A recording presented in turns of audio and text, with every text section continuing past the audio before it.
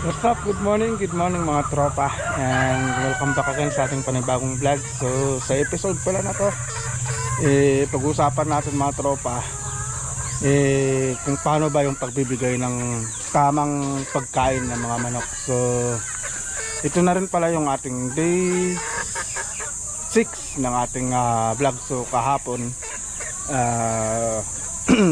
nagbigay tayo ng patuka kahapon, day 4 and 5 na yun. Dahil gawa nga nung tubig lang naman yung binigay natin sa mga alaga natin ng day 4 and 5. So day 6, pag-usapan natin ng tamang pagbibigay ng mga patuka, magmula sa mga sisiw, sa mga week old, tapos sa mga 1 month old, tapos sa mga malalaki na natin. So paano ba yung tamang pagbibigay? So yun ang pag-uusapan natin ngayon. So meron pala ako dito mga tropa, at yung mga patuka nila nandito na. Tapos may gagawin pala tayo dito. So napansin ko lang kasi mga tropa, no, na sa mga binibigay natin na patuka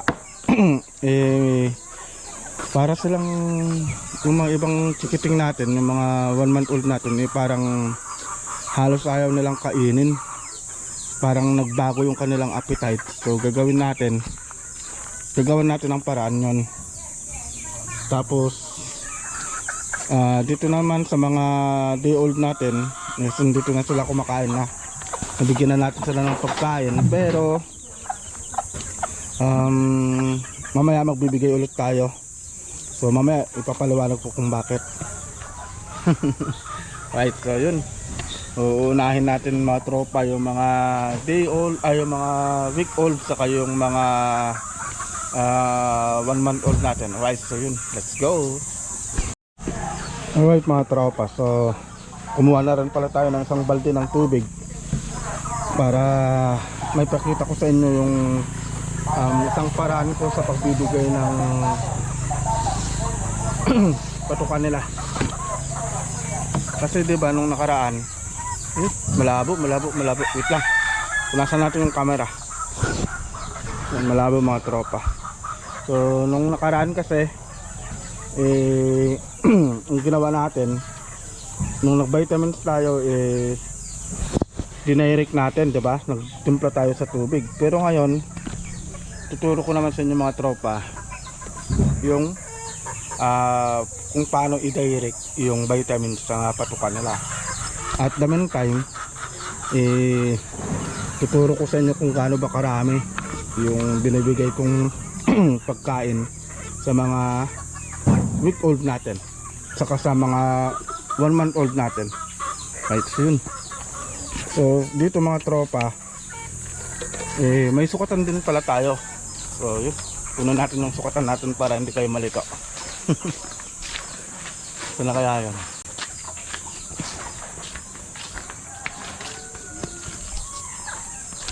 Ay, nandito. So dito pala din yung ginagamit ko na dextrose powder para sa tag-init. So may sukatan kasi tayo dito mga tropa.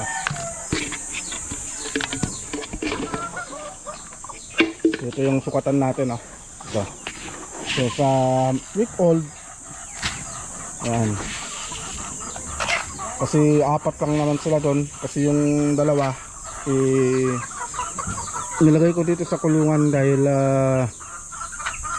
anong tawag, pinagtutuka ng isang natin, isang gray natin. So ilan sila? 4. So 3, 4, 5. So nagpapasobra tayo lagi ng isa. Kaya kung ilan yung nandun sa kulungan, yun din yung bilang ng ibibigay natin na patuka nila mga tropa. Kunwari yung nandun 7, so gagawin nating 8. So ganun yung sukatan ng ating pagbibigay ng patuka. Sa umaga lang yan. Sa umaga. Yan. Ang gagawin natin dito mga tropa, Huhugasan natin to.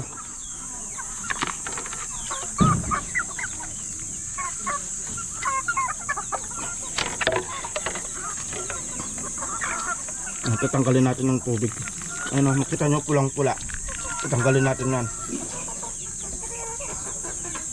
Papatuyuin natin.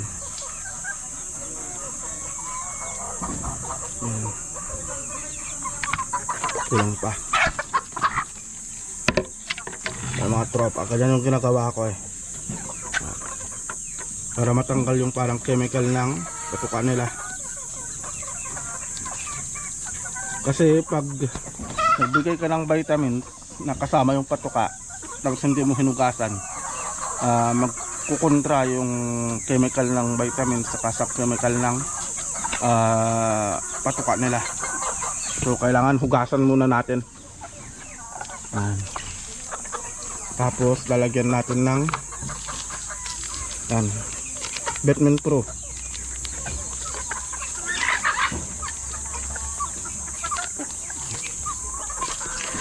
So hahaluin lang natin yan mga tropa. Hahaluin lang natin. So bakit nga pala ganito yung ginagawa ko? Para yung vitamins direct na sa mga chikiting natin. So ito lang yung pinagtitimplahan natin mga tropa. Tapos lilipat natin ito dun sa kabila. Yan. So ganun yung paraan ng paghahalo natin ng vitamins sa patuka nila. So ugaliin natin na hugasan muna yung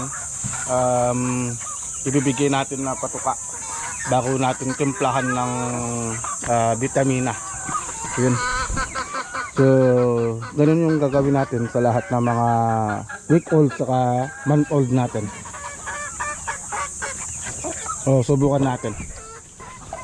Ibibigay natin ito mga tropa na. Pero ito para mas madali, ibigay muna natin sa mga 1 month old natin. Ito mga pa.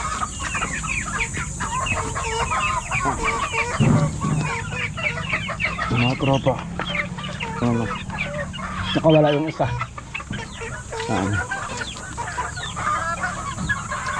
Yun sa mga tropa.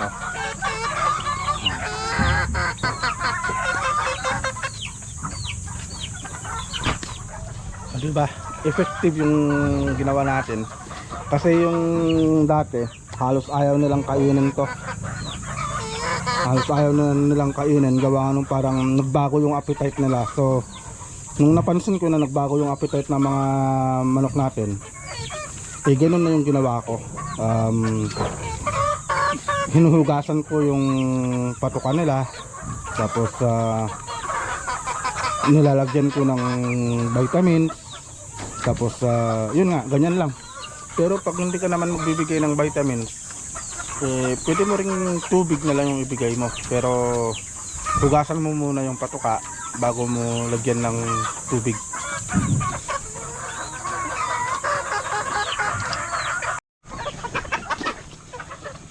So same procedure din pala yung gagawin natin mga tropa sa ating mga week old.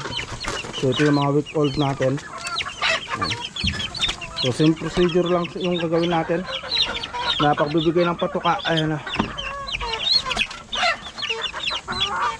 Same procedure. So ang tawag pala dyan mga tropa is wet feeding. Wet feeding yung ginagawa natin. At sa mga day old, week old, saka month old, yung patuka pala mga tropa is unlimited. Unlimited dyan. Umaga, tanghali hanggang hapon.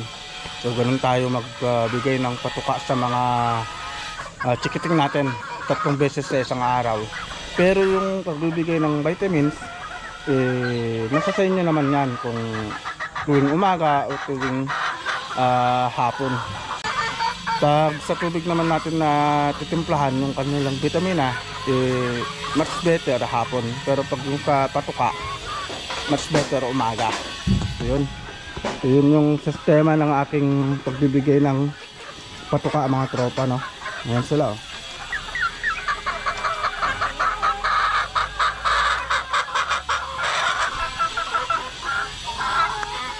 Ayan, kumakain na rin yung mga week old natin, oh.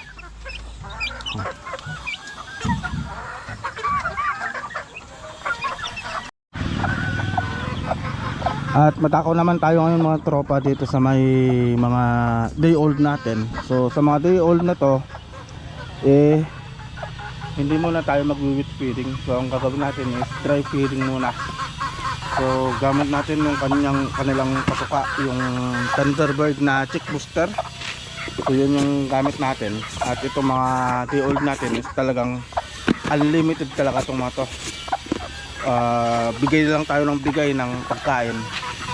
Basta naubos yung yung pagkain nila sa kanilang kainan,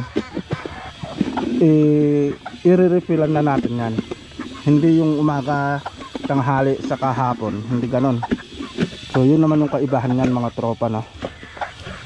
So yung pagkain pala nila is nasa loob, kasi may mga chikiting pa tayo sa loob. Tapos mamaya ipapakita ko sa inyo kung paano yung sistema ng pagpapakain din naman sa mga broodcock, broodhen at sa mga stag natin. Pero yung sa broodcock saka sa mga stag, almost same na rin, almost same procedure na rin mga tropa. Dito pala yung ating mga ibang chikiting dito. So itong mga to 2 weeks old, itong mga to 2 weeks old. So malapit-lapit na rin natin na ilabas mga tropa.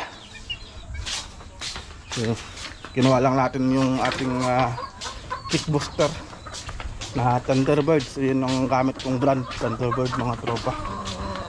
And good morning naman sa asawa ko. Good morning. Right. At good morning din sa anak namin.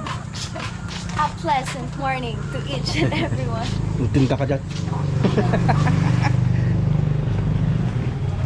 Ay, so yun. So ito mga tropa, ito yung gamit natin na chick booster. So ito, wala lang sukat-sukat yan mga tropa. Pupunuin natin yung kanilang patukaan. Yan, pupunuin natin.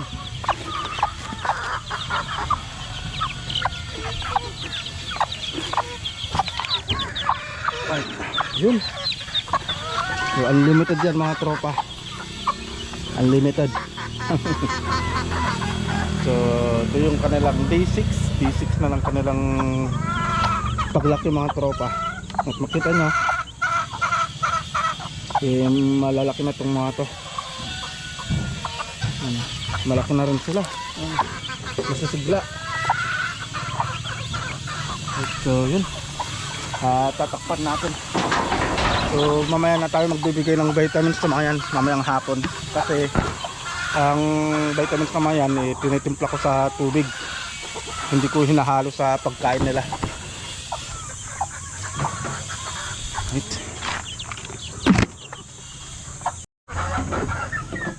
Alright mga tropa, so magakaw na tayo sa mga stag saka broodcock natin mga tropa, no?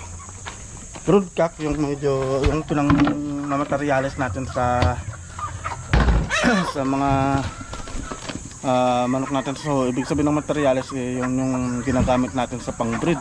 Tapos yung mga stag naman, so yun yung mga napalabas natin na lumaki na dina-develop natin. Ito pala yung gamit natin na binibigay natin na patuka sa kanila. So Galimax Galimax 3. Yung sukat pala nung binibigay ko is isang tabo sa kakalahati. Yan. Hindi so ganun karami. Ngayon, hugasan lang din natin ito mga tropa. Hugasan ko rin to. Yan.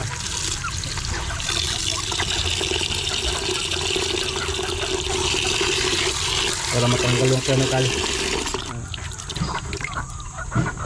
Tapos lalagyan din natin yan ng Vitamin Pro.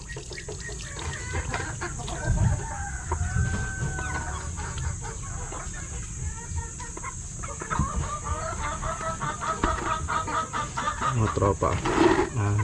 Pero dito sa bibigay nito mga tropa, hindi masyadong basa. Kasi medyo dapat ito medyo dry siya. Ganyan siya. Lalagyan natin ng Vitamin Pro.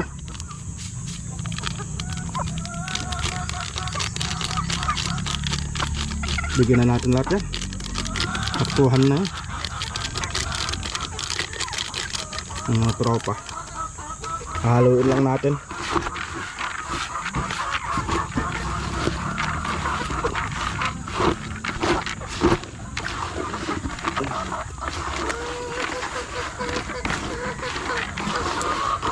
Ito yung isang kagandahan ng wet feeding dahil na-absorb agad ng katawan nila yung vitamins na binibigay natin.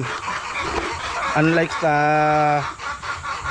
unlike sa tinitimpla sa tubig, pag hindi sila uminom, hindi sila makakakuha ng vitamina, makakainom ng vitamina, no? Unlike dito, nakakain agad nila yung vitamins na binibigay natin sa kanila. Ayan.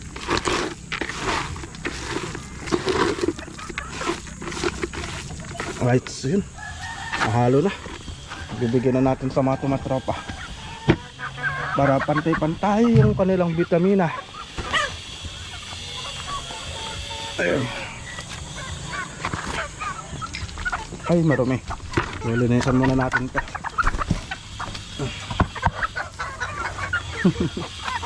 Mga tropa.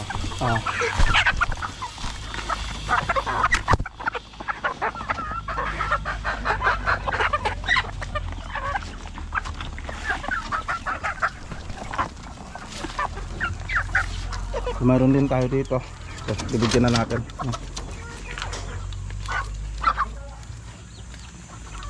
Tapos nila kumain, no?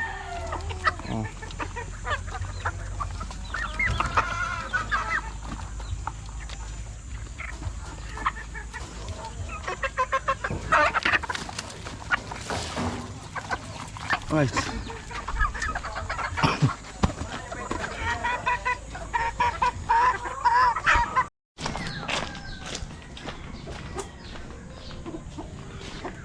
Guys, so madako naman tayong mga tropa dito sa ating mga broodcock.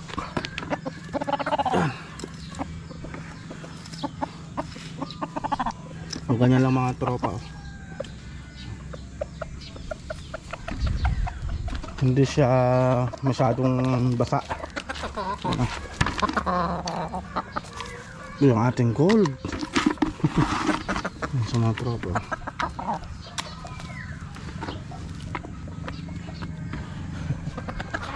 Tapos ito naman yung ating stag. Ayan na. So ito yung ating dinadevelop mga tropa. Yung stag natin na gray.